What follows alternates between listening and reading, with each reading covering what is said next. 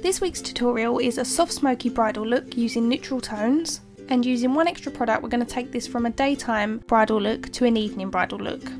So I'm prepping Victoria's skin using Illamasqua's matte veil. Although we want a nice dewy finish to the skin, we still want to prep it to prevent any oil coming through. I'm adding a soft contour to the face using foundations by Illamasqua, and these are skin base. So I'm using 3 shades. I'm using a darker foundation, a lighter foundation, and then one that matches Victoria's skin tone. This will create more dimension to the face, highlighting the areas that we want to bring forward and sinking the areas such as the hollows of the cheeks.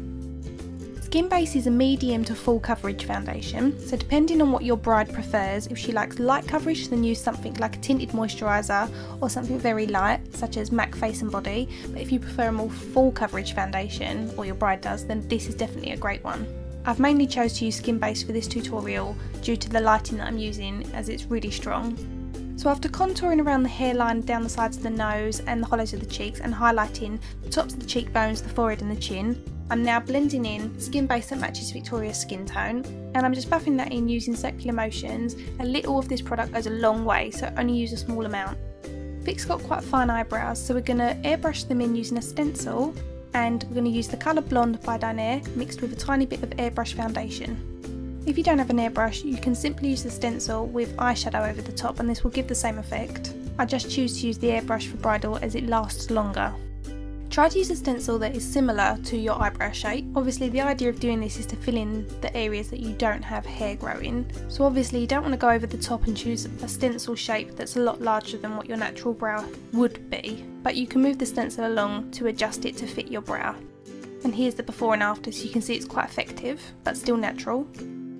I've chosen to use the Urban Decay Naked Palette 1 to do this, and they are shimmery satin finish eyeshadows. Now you can opt for matte or shimmer, it depends on what your bride wants. We want to create that nice dewy finish, so these are ideal. So on the inner corner of the eye I've mixed Virgin and Sin together, and I've placed that about 2/3 of the way across the lid. And then on the outer third I've applied Hustle, which is a brown shade. Now you want to keep the colour placement on the actual eyelid itself and then blend up above the socket line. If you place the colour above the socket line it will look too bulky and it will be too heavy.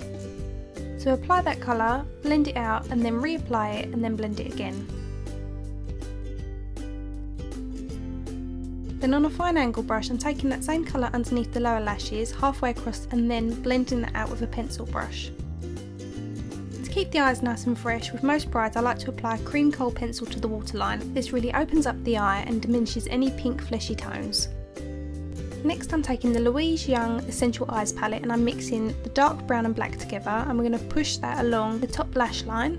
This is going to make the lashes look a little bit fuller without having to use clumpy mascara, and also without having to use gel eyeliner. For mascara I always advise using a waterproof one, and I am using Eyeko Skinny Lash Mascara, and this is great as it's a tubing mascara, which means it lengthens and you don't need to keep reapplying, which means you're not going to end up with really clumpy eyelashes.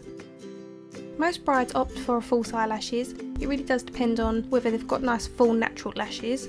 I also advise them as they do look really nice in photographs and it just enhances your natural lashes. The colour blush you choose depends again on what your bride likes. I'm using a nice pinky blush by Christian Dior, and this is a vintage one. Unless your bride is particularly tanned, I wouldn't suggest using a bronzer as you don't want the face to look a different colour to the body. As I mentioned, we are going for a nice dewy finish with this look, so I'm using a nice powder highlighter by TheBalm. There are different highlighters you can get. You can also get cream form and liquid form, and as you can see it reflects beautifully. If your bride opts for a smoky eye, then I would always suggest going for a nude lip. The pencil I'm using is by Kryolan and they have a really wide range of colours. We've opted to use a pink shade on the lips. They may look nice and vibrant under this light, but when they're photographed you'll look like you've just got a nice wash of colour on your lips, which is more fitting for bridal. So this is my shimmery soft smoky bridal look, and next I'm going to show you how to take it from daytime to evening with just one product. So as we've got a nice soft smoke around the eyes, we're going to apply a brown gel liner to the waterline, and this is instantly going to make it that little bit more smoky. So if you're the bride watching this, you can get one of your bridesmaids to put this in their bag, and then in the evening you can just pop a little bit of this on and it will take you from daytime bride to evening bride. I hope you've liked that and found it useful, and thank you for watching and thank you for subscribing.